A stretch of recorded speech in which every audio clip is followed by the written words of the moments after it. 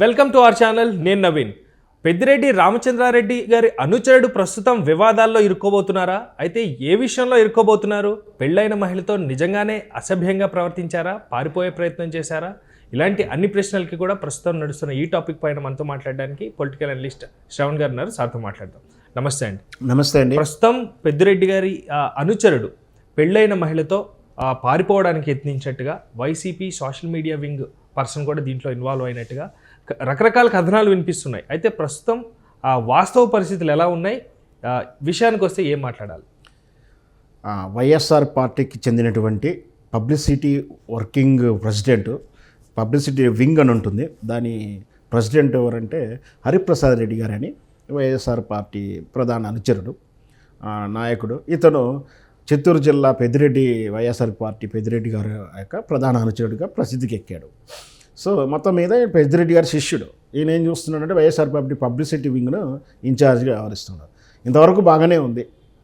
అయితే ఇతను అదే వైఎస్ఆర్ పార్టీకి చెందినటువంటి ఒక సర్పంచ్ యొక్క భార్యతోడు సన్నిహితంగా ఉంటున్నాడనే ఒక అపవాదే కాదు, ఇది స్వయాన తన భర్తే, అంటే ఆ మహిళా సర్పంచ్ యొక్క భర్తే ఈయన మీద దాడి చేయడం. అంటే వీళ్ళు రెడ్ హ్యాండర్గా వెహికల్లో ఎక్కడో ఉన్నప్పుడు దొరికించుకున్నట్టు అక్కడ భర్త ఆ వైఎస్ఆర్ పార్టీ హరిప్రసాద్ మీద భార్య మీద దాడి చేయడం, ఇదంతా కూడా వీడియో సోషల్ మీడియాలో వైరల్ అవుతూ ఉంది.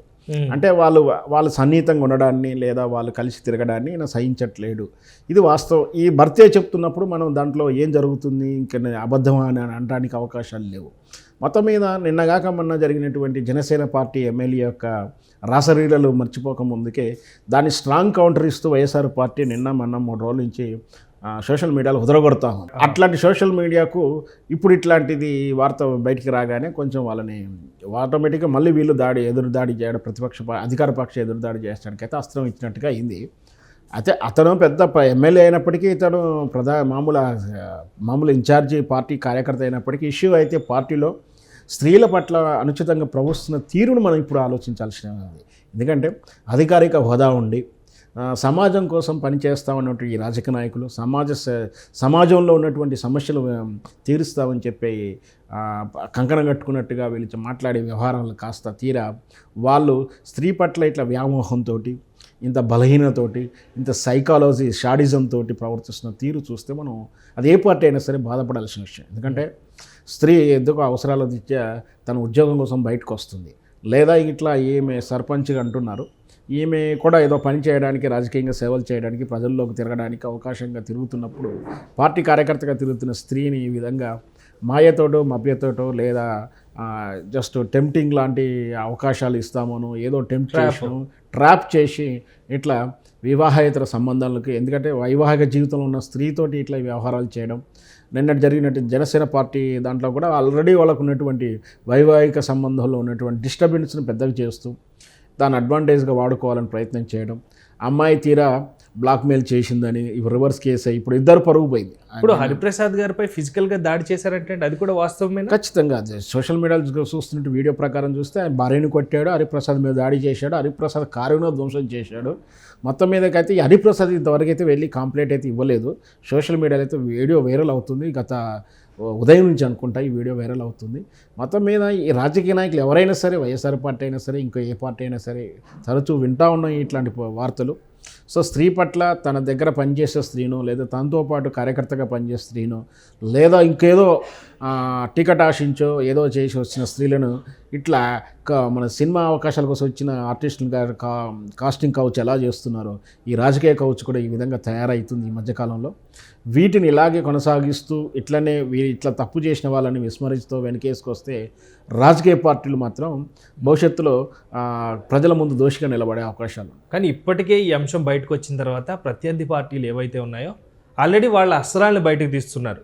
ఏవైతే మాటల అస్త్రాలు ఉన్నాయో ఎక్కుపెట్టారు ఆల్రెడీ. సో గతంలో విమర్శించినటువంటి ఒక అంశం పైన మాట్లాడిన వ్యక్తులు ఈరోజు అదే విమర్శను ఎదుర్కొంటున్నారు. కాబట్టి భారీగా మూల్యం చెల్లించాల్సిందే అంటూ అధికార పార్టీలు వార్నింగ్ ఇస్తున్నారు సున్నితంగా. సో వాస్తవమేనండి, అంత యాక్షన్ కూడా తీసుకోవడానికి ఆస్కారం ఉందా? ఖచ్చితంగా ఇప్పుడు వాస్తవానికి అయితే ఇప్పుడు వైఎస్ఆర్ పార్టీకి ప్రతిపక్షం అంటే అధికార పక్షి ఆపోజిట్ పక్షమైనటువంటి పార్టీలకు అస్త్రం ఇచ్చినట్టుగానే భావించవచ్చు. కాకపోతే ఇప్పుడు గతంలో వచ్చిన ఆరోపణలు రాజకీయ నాయకులు ప్రధానమైనటువంటి నాయకులు అంటే ఎమ్మెల్యే స్థాయి నాయకులు, మంత్రి స్థాయి అంటే కేడర్ ఉన్నటువంటి సీనియర్ పోస్టులు ఉన్నటువంటి వ్యక్తుల మీద ఆరోపణలు. ఇక్కడ ఒక సామాన్యమైనటువంటి ఒక పోస్టు హరిప్రసాద్ రెడ్డి అనే ఒక సోషల్ మీడియా పబ్లిసిటీ ఇన్ఛార్జ్ వీడియోగా ఏదో చేస్తుంటాడు. సో అంత పెద్ద నాయకుడు కాకుండా అవసరం వస్తే పార్టీ వైఎస్ఆర్ పార్టీ అతను సస్పెండ్ కూడా చేస్తుంది. పెద్ద నష్టమేం లేదు, కానీ ఆ మచ్చ మాత్రం వాళ్ళకి మిగిలిపోతుంది.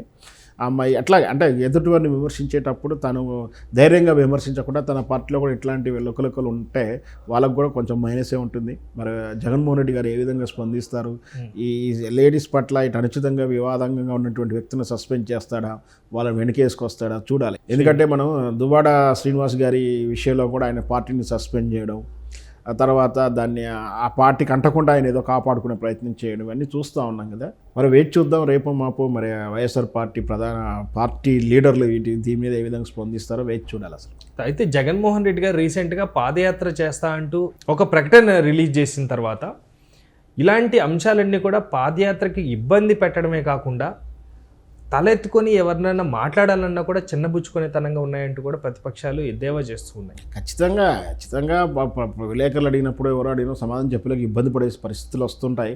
కాకపోతే అంత పెద్ద నాయకుడు వాళ్ళ రాజకీయ నాయకులు పోయి వస్తున్నప్పుడు వీటిని పెద్ద సమస్యగా చూడరు. వాళ్ళే ఎటు పోలరైజ్ చేయాలనో సమస్యను పోలరైజ్ చేస్తే అక్కడికి వెళ్ళంగా అట్రాక్టివ్గా మాట్లాడు, ఎదుటి వారికి అవకాశం ఇవ్వకుండా వాళ్ళే దాన్ని మెస్మరైజ్ చేసేసి దాన్ని గోల్ చేసేసుకొని వాళ్ళుగా పోలరైజ్ రాజకీయాలు చేస్తారు. కాబట్టి ఇట్లాంటి ప్రస్తావన రాకపోవచ్చు అని నా ఉద్దేశం. Thank you.